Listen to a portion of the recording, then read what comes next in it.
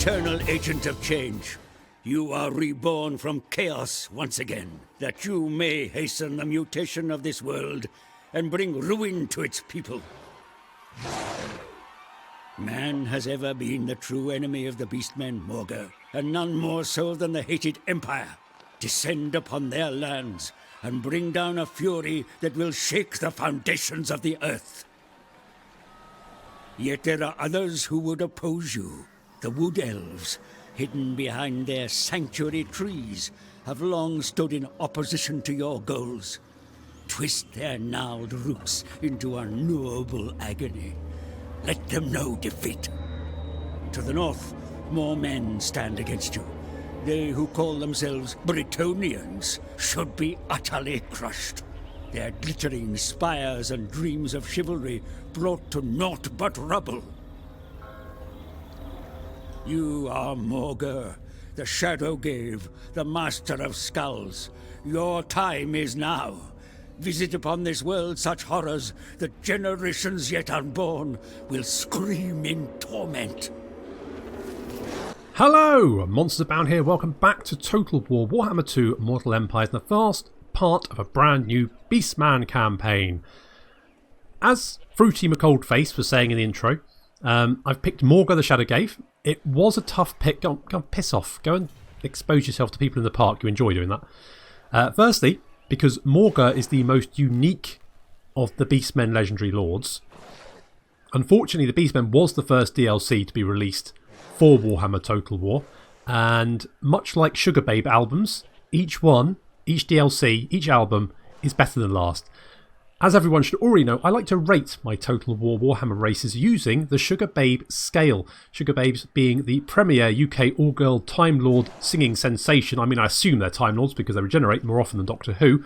This means that on a scale of Sugar Babes albums that while Tomb Kings is very much catfights and spotlights, Beastmen are unfortunately a bit one touch.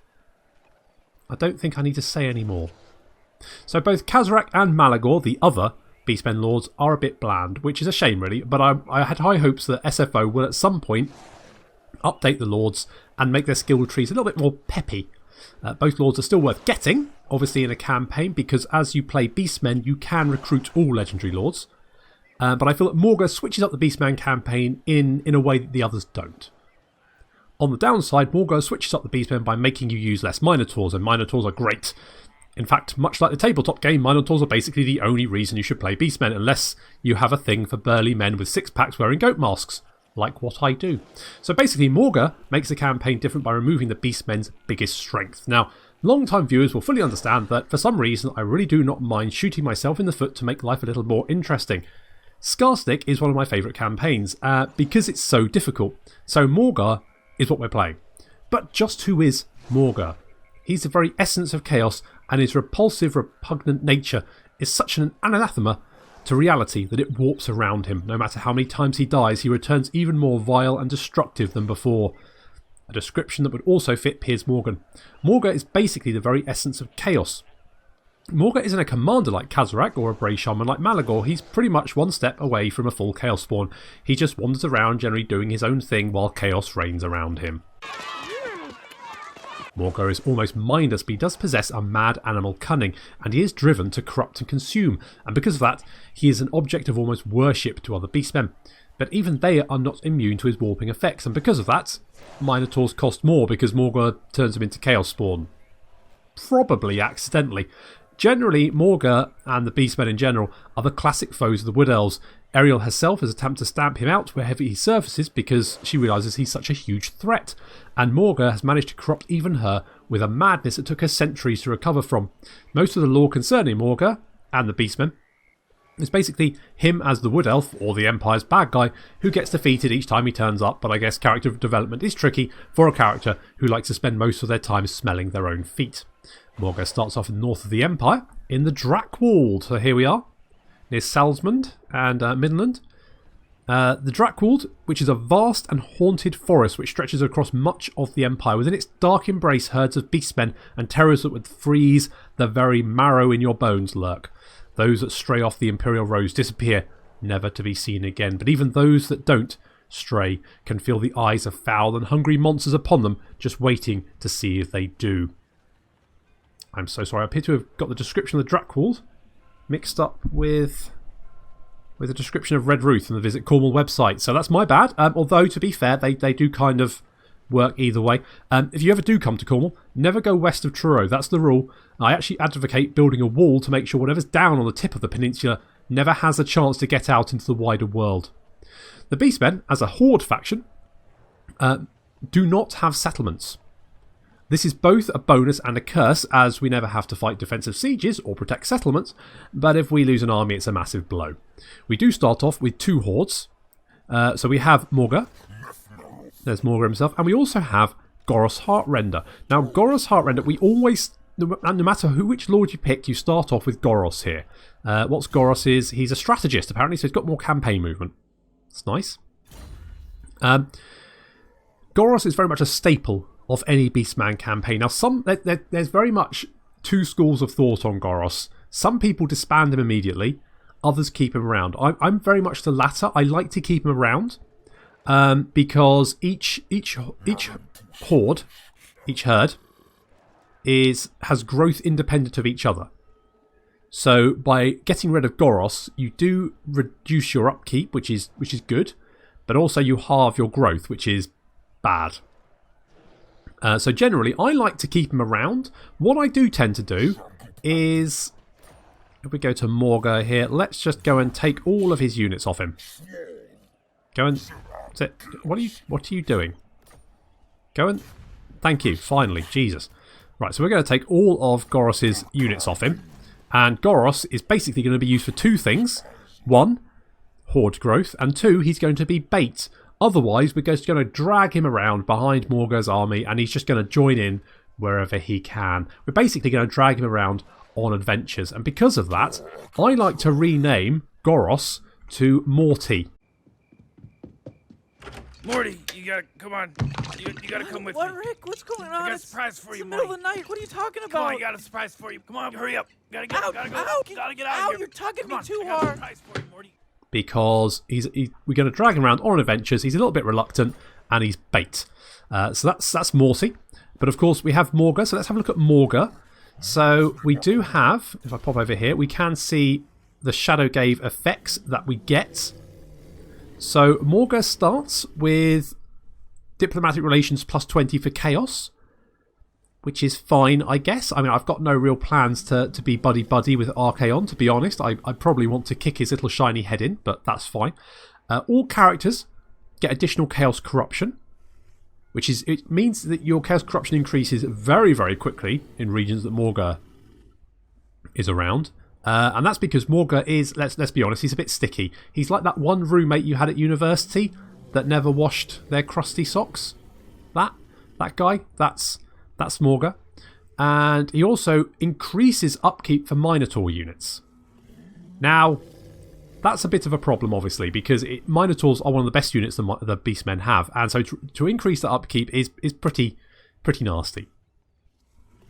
But he does reduce upkeep for Chaos Spawn units. So there is that. And he also increases melee attack for Chaos Spawn units. Now, this is a faction-wide effect. So that means any additional herds also have the problem with upkeeping Minotaur units, which means we will use more Chaos Spawn than Minotaurs.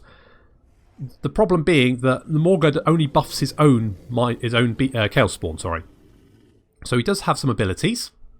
So we just pop off there, go and have a look at Morghur's skill tree. So he does have a couple of abilities. He's got Force for Change, which increases weapon damage and melee attack for Chaos Spawn units, but only in his army. And the Aberration of Zinch, which increases magic resistance and missile resistance for units in his own. These are mutually exclusive, you can only have one of them. I've also given him Slug Skin, because for some reason, I mean, Slug Skin is a very powerful ability which increases your Lord's army's weapon strength by 20%. All units in your army gain 20% weapon strength. That's huge. Morghur, for some reason, doesn't start off with that skill. I've modded that in. That's right, not just a pretty face. Not even that, to be honest, but still. So I've modded that in. We're using Still Faith Overhaul.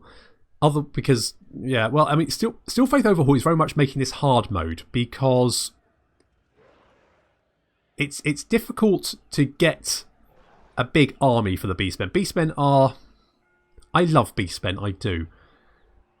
But it's a tricky campaign because it takes a long time to get to the point where you can take on full enemy armies. And the enemy armies will be coming out in around 10 turns that we will not be able to defeat without ambushing them.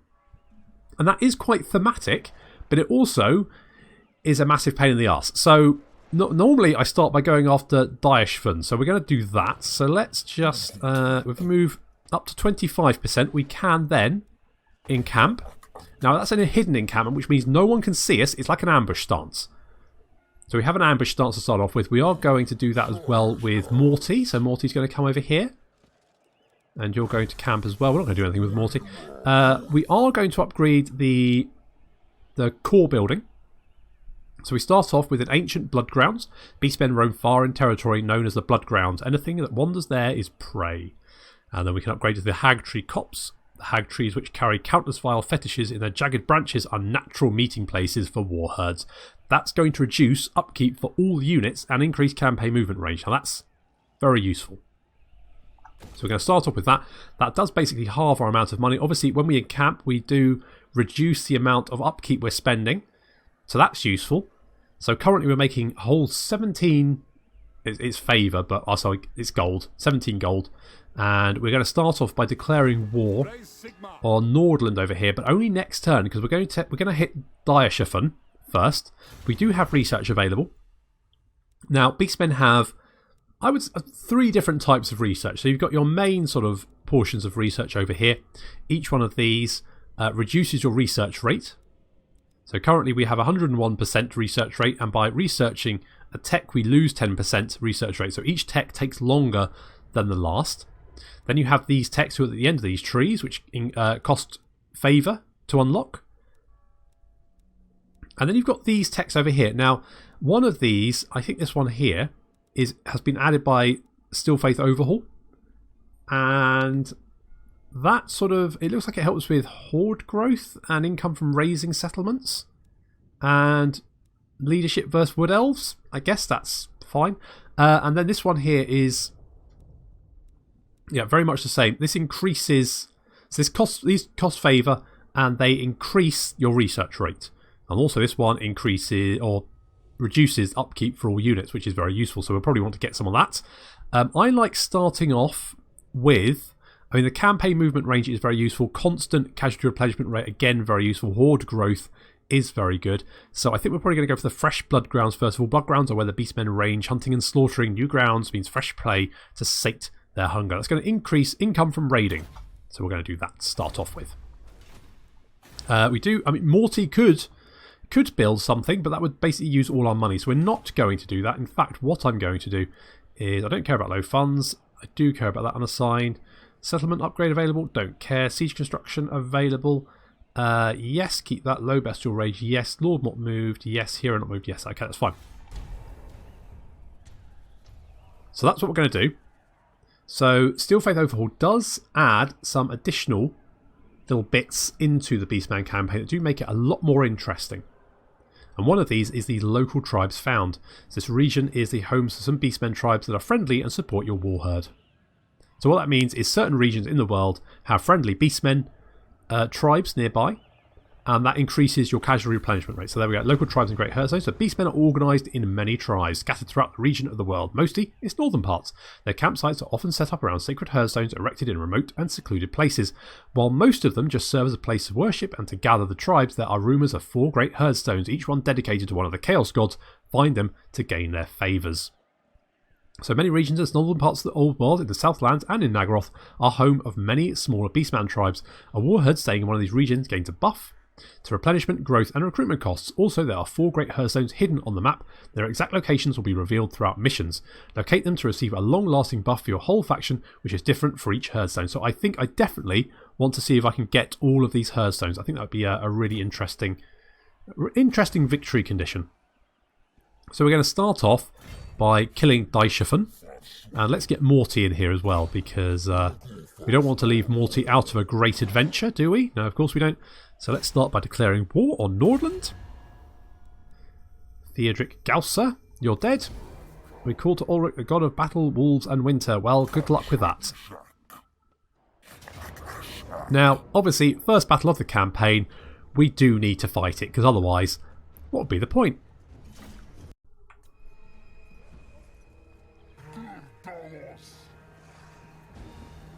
So obviously, every campaign we always fight the first battle, usually because, you know, we have to, but because it's fun. It's fun to try out your new units. Talking of new units, let's have a quick look at what we've got. Wrong button. There we are. Good.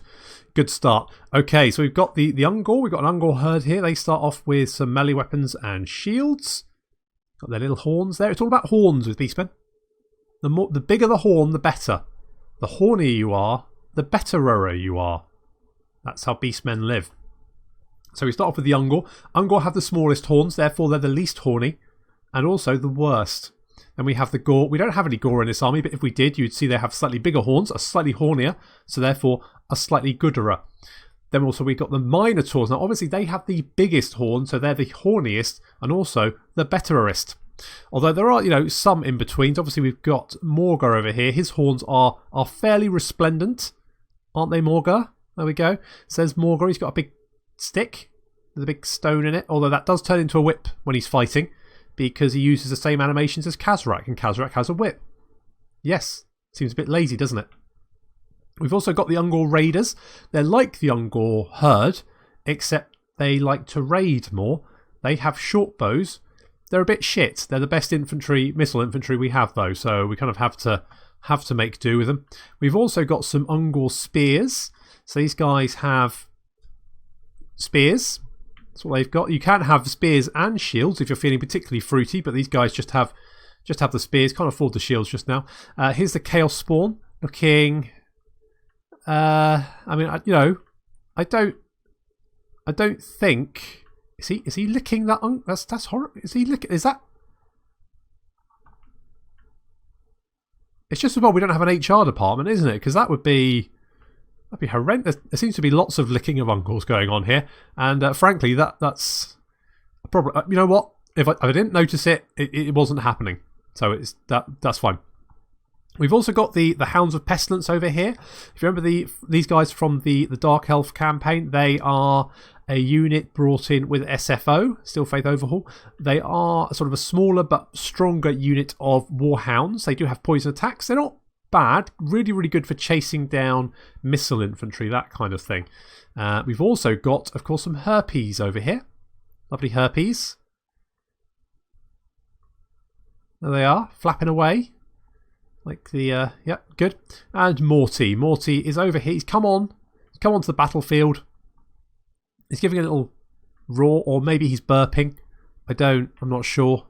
Could be either. Say RGs, Morty. No? Okay, well, that's fine. So Morty will be joining us maybe eventually if he can run all the way over to the battlefield. But otherwise, we're just going to charge straight at the enemy army. Most of these units have Stalk, which means they are all hidden at the moment. You can see from the little eye icon. Some of them not, so the Chaos Spawn can't do that. The Morghur isn't either. But otherwise, the only units they can actually see at the moment are the Harpies, the Hounds of Pestilence, Morghur, and Chaos Spawn. So everything else is hidden to them, which is why they're doing this sort of weird spread out formation, because they think we've only got a few units and they're pretty much surrounding us. However, that's not going to stop them from shooting at these. Oh, they just spotted these Ungor Spearmen, so they're going to start opening fire on them.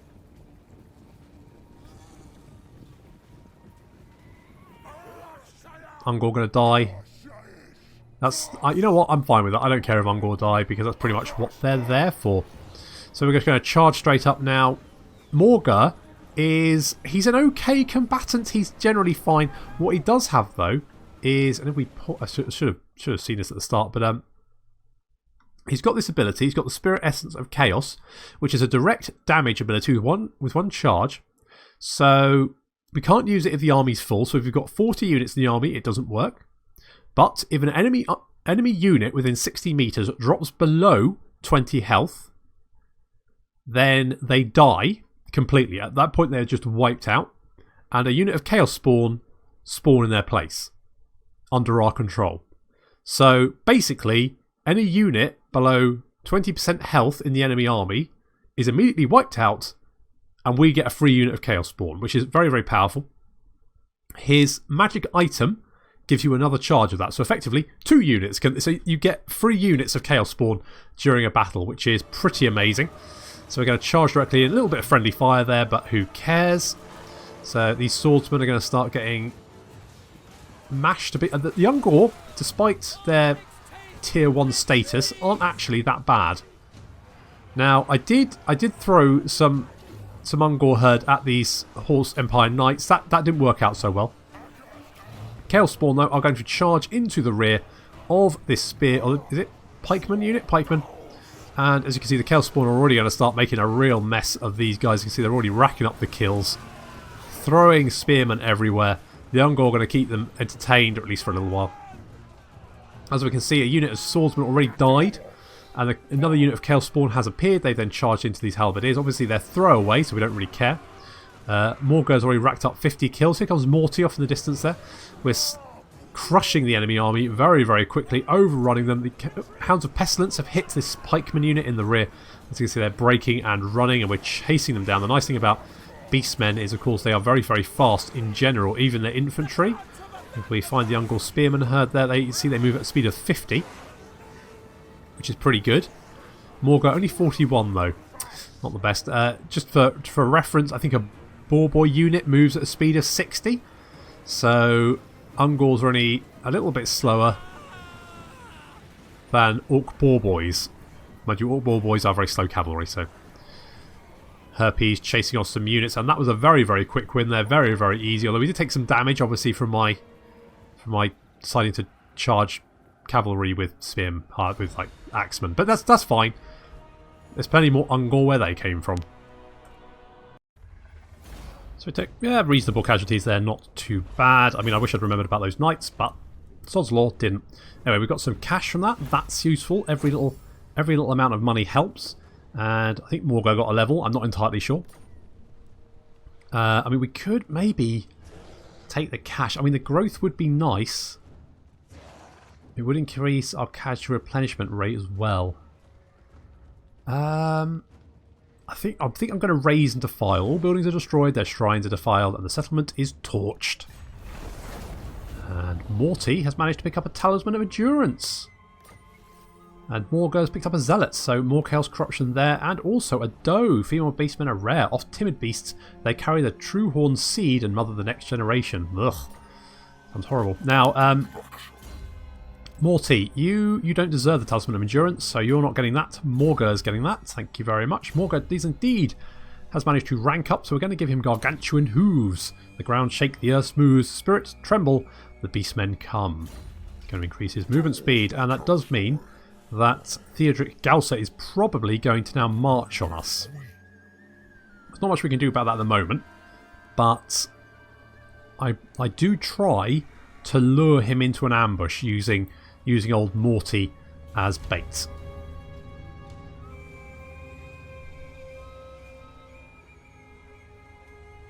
There's a lot of Beastmen buildings give different upkeep reduction depending on what they can recruit. So for example, the infantry recruitment, things like the Ungors and Gors, that will reduce the Ungor and Gore upkeep. So it's good to get those upgraded very quickly, even if we can't necessarily afford Gore right at this moment.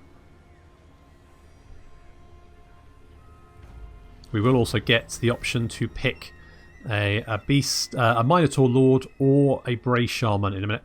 Imperial Peace. We have rumours that Kislev, the Empire, and the Elector Counts have a secret arrangement not to attack each other. Are those rumours true? I mean, this will make our campaign a lot more difficult, but yes, I'm going to say the rumours are true. Okay, how's... Right, that army is looking beefy. So... I still think we can take it. But we're going to just set up camp there. We're going to set Morty over here as well. I might encamp both of them just to get some replenishment. We're also going to build... We've got the dugout. A rudimentary shelter furthest from the camp's pyre. Little more than an indent in the bony ground. And then we can upgrade that to the pit hovel. A pit hovel is a deeper rut which, amidst the detritus, is where some Ungors choose to reside. That's going to increase or reduce our upkeep 10% for Ungor units. And considering we've basically got all Ungors at the moment, that can only be a good thing. Do I want to grab... I mean, our upkeep is pretty bad, so no, I'm gonna save that for the moment.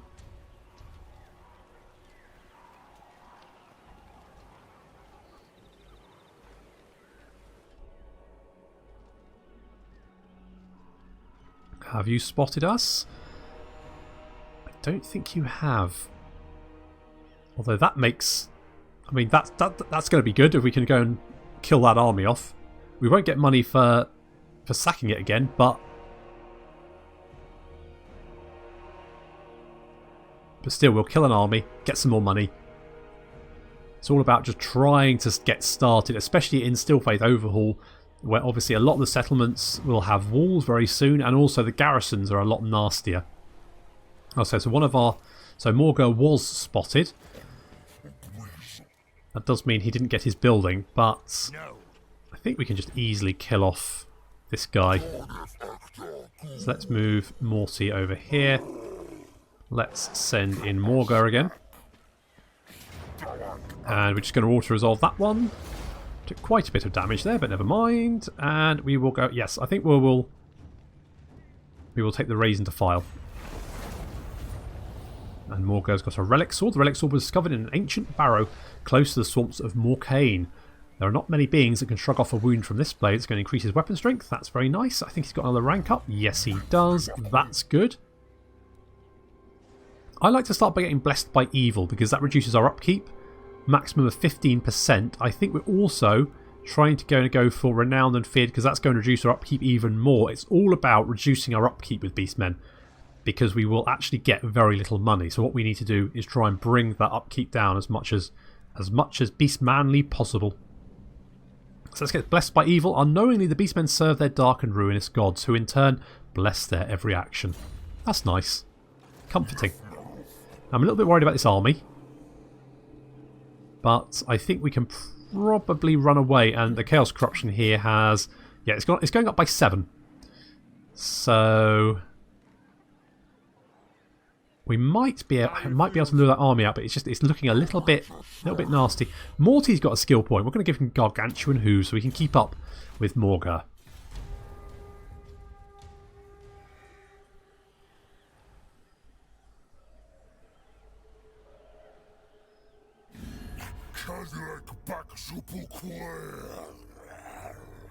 You heard him.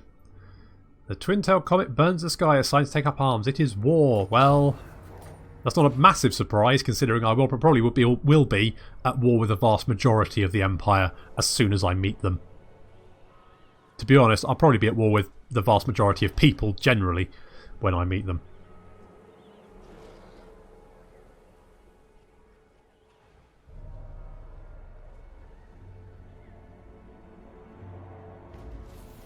Okay, cut off the head. Eliminate the following Lord in battle, Theodric Gausser. They will give us a talisman of protection. Ah, a Lord dares to march his army through our blood grounds, destroy them, break them into pieces and gain glory and strength through their defeat. Well, that sounds like a good idea, but I'm just a little bit nervous that we could die very, very quickly if we're not careful. So let's go over here and just get a little bit of replenishment. We'll bring Morty over here as well. He's going to hide out. There we go. That means we can finish off building that. We also have another build now. We've got these raiding. So this increases money from raiding. Which, yeah, okay. Now the problem here is that each new building you build, each new column, so if I were to build, say, the raiding party, increases the growth required for the next building. So if I get the raiding party, then the makeshift sty will then cost 5 growth to upgrade. So I need to be careful about what I build first. I'm sort of tempted to get a Razor Gore herd, but I really do want a ritual mound for the Brave Shaman, so I'm going to save for the moment, because if we can get 6,000, we can build a squalid encampment, and then we can go for the ritual mound, which is going to also give us some income. I mean, that's basically the total amount of income we will get is 200. So each herd will bring in at most 500, but at least it just helps that little bit. Just helps us get a little bit of cash. So and also we'll have a Bray Shaman. So I'm going to hold off building anything and just get Morghur to replenish for a little while.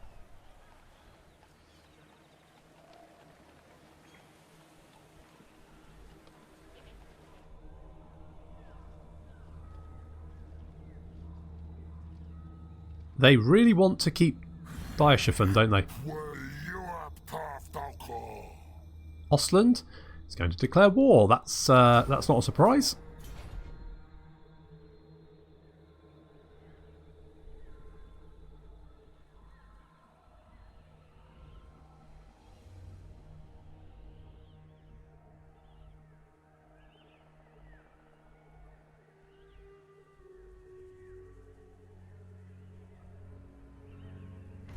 Now, sometimes... Oh, here we go. So, the ruinous powers take grim pleasure in your endeavours.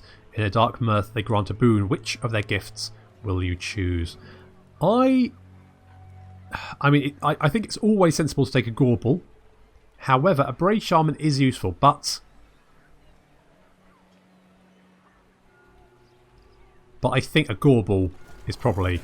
So, we've got Rabuk Tornheart. Let's have, what's he? He's got Nurgle's Foul Stink. So enemy leadership -5 in the local region. That's quite helpful. That's quite nice.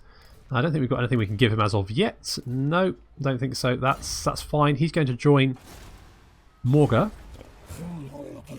Now, Minotaur, Ghorros even, have these wonderful skills over here which are mutually exclusive. So you can either have the Unrelenting War Herd or the Strength of the Land.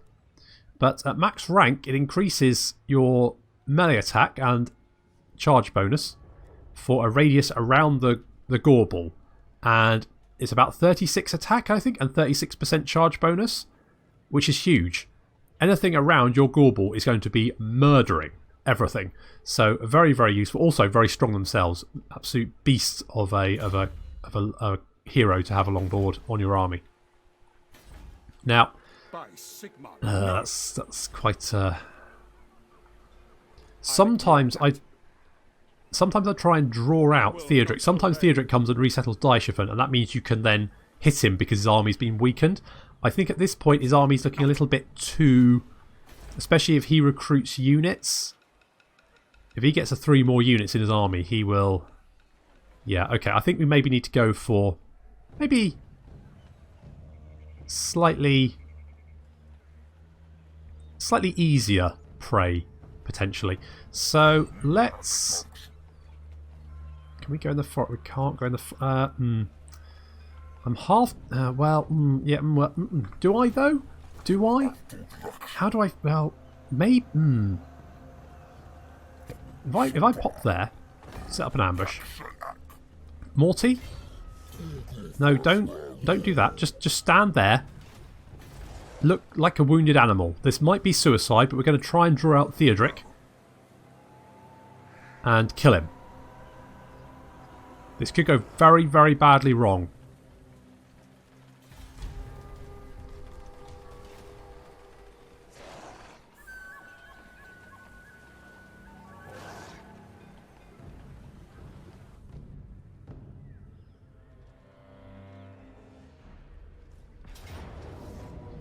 Okay, well, we can auto-resolve that one. And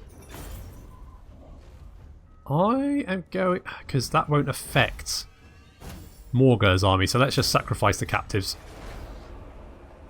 Okay, well, we didn't draw out Theodric, but we did kill someone and got some experience, so I'm kind of okay with that.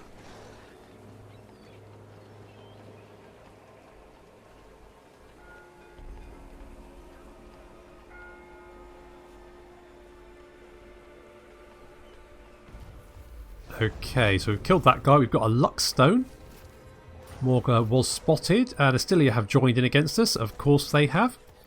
Morghur, you've got another skill point. Let's go for the next rank of Blessed by Evil. Okay, that's gonna help. And Morty, you can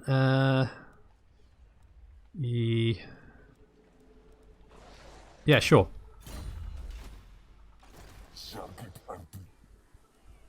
And then let's...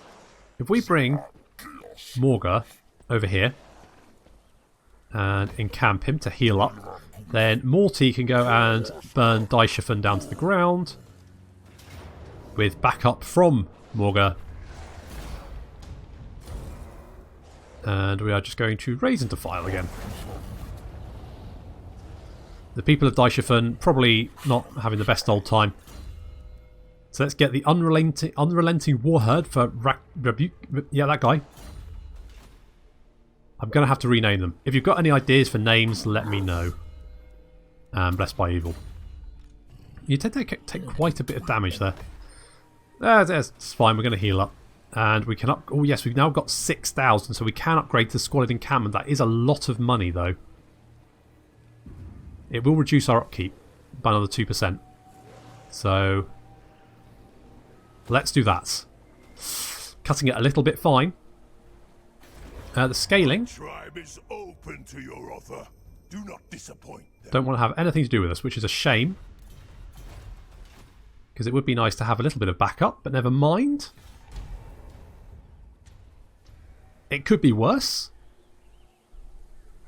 Karl Franz could show up. Famous last words. Oh, hello, Hockland. Uh-oh. Uh-oh. Run away, Morty. Run away.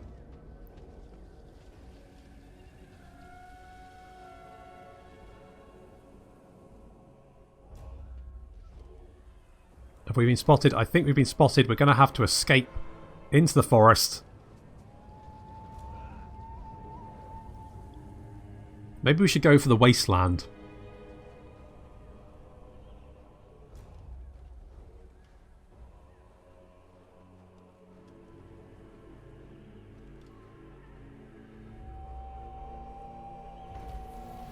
Okay, so we've got the... Oh, here we go. So this is the moon phases. So we do have buffs that occur every so often. So Morsleb is ascendant, usurping the sun's revered place in the filament. The world is awash with its sickly, terrible hue. Such an event is almost unheard of. It is a call to the Beastmen, a sign that the herd has an opportunity to dominate, lead them, Beastlord, seize glory. So we can get, when one falls, the herd can replace their fallen with ferocious electricity. Yet the latecomers are more reluctant to fight. All damaged units will be fully healed, but we lose horde growth. We can get ruinous incentive. By carrying favour with the ruinous powers, the herd grows ever stronger. However, dark fervour comes at a price. Favour comes at a price. Bestial rage plus 15, but upkeep plus 50. Ugh, no. Beastly inclinations. The herd is incensed and ready for war, providing that war comes to them. So we increase our weapon strength and melee attack. All armies faction-wide. Or endless herd. The herd swells and grows endlessly, it seems. In a herd of such size, such beasts demand much flesh in recompense. It's going to reduce our constant casual replenishment rate by 15%, but increase our horde growth. Now, we do have, obviously, that Empire army very close by. Do we maybe go for Beastly Inclination? Because that's going to increase our weapon strength and melee attack. And we might be able to take him out. It's...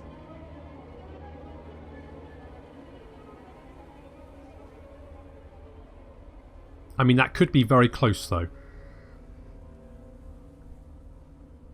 But, you know, no guts, no glory. Morty, you're going to... Oh, my army's a bit beaten up. Morty, you're going to get in on this as well. Are you close enough? No, you're not close enough. Morty, get up here. You need to be closer, Morty. We need you. There we go. Okay. Well, it doesn't look all that bad. And our melee attack is quite good. So, fingers crossed. Unfortunately, we've run out of time for this episode, so thank you very much for watching, and I'll see you next time.